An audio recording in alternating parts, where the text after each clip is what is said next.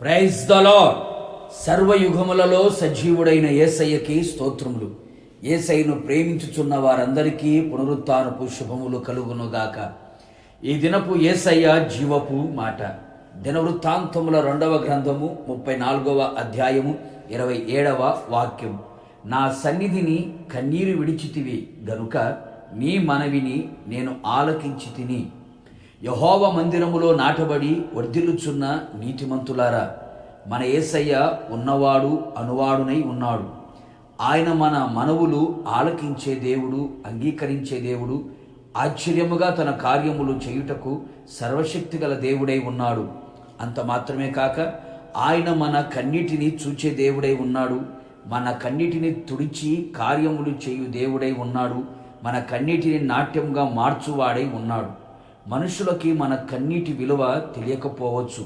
అందుకే అట్టి మనుషుల ఎదుట మన కన్నీటిని విడవకూడదు. మన కన్నీటిని తన బుడ్డిలో దాచి పుస్తకంలో రాసే యేసు ఎదుట ఆయన సన్నిధిలో కన్నీటిని విడిచెదము, కన్నీటి మనవి చేసేదము. మన కన్నీరు ఆయన పాదములను తడిపి మన మనవి ఆలకించున్నట్లుగా చేయును. కన్నీటి ప్రార్థన శక్తివంతమైనది. అవును ప్రియులారా, మనమందరము ఆయన సన్నిధిని ప్రేమించి, ఆయన సన్నిధిని వెదకి, ఆయన సన్నిధిలో నిలిచి, ఆయన సన్నిధిలో కన్నీరు విడిచెదము, కన్నీటి ప్రార్థన చేసేదము.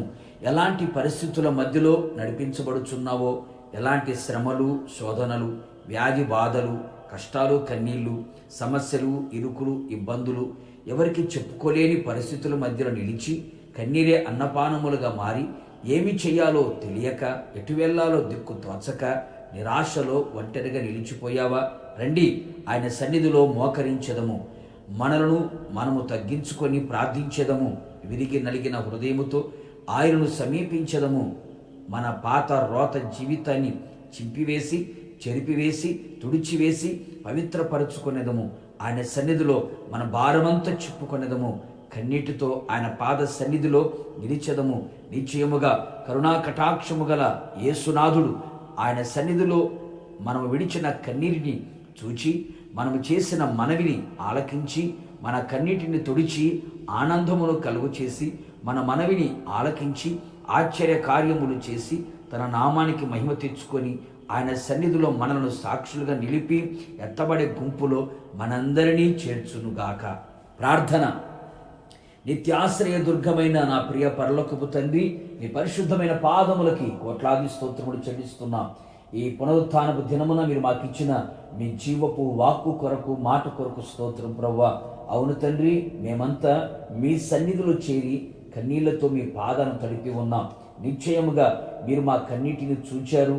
మా కన్నీటిని చూచిన మీరు మా మనవిని మీరు ఆలకించారు. నిశ్చయముగా మీరు మా ఎడల చేయబోతున్న ఆశ్చర్యమైన నూతనమైన కార్యముల కొరకు స్తోత్రం ప్రభువా. ఇంతవరకు మా కన్నీటిని వ్యర్థముగా ఉపయోగించామయ్యా. వ్యర్థమైన వాటి కొరకు కన్నీరు విడిచాం. ఇక మీదట మీ సన్నిధిలో మీ పాదాల దగ్గర కన్నీరు విడుచున్నట్లుగా కృపదయించమని కోరుతున్నాం. మమ్మల్ని మేము తగ్గించుకొని ప్రభు మీ సన్నిధిలో విరిగి నలిగిన మనస్సు కలిగిన వారమై పాపపు జీవితాన్ని విడిచిపెట్టి మీ రక్తముతో కడగబడి పరిశుద్ధులుగా మార్చబడి మీ సన్నిధిలో మనవి చేసి ప్రభువా మేము అడిగినవన్నీ మీ సన్నిధిలో పొందుకోవడానికి మీరు కృపదయించమని ప్రార్థిస్తున్నాం. నిశ్చయముగా నీ సన్నిధిలో చేయబడిన ప్రతి ప్రార్థన మీరు ఆలకించి ఓకమించిన ఘనకార్యములు మా జీవితంలో మీరు చేయబోతూ ఉన్నారు. అందును బట్టి నిండు మనసుతో కృతజ్ఞతాస్తుతులు చెల్లిస్తూ యేసు నామములో అడుగుచున్నాను తండ్రి, ఆమేన్.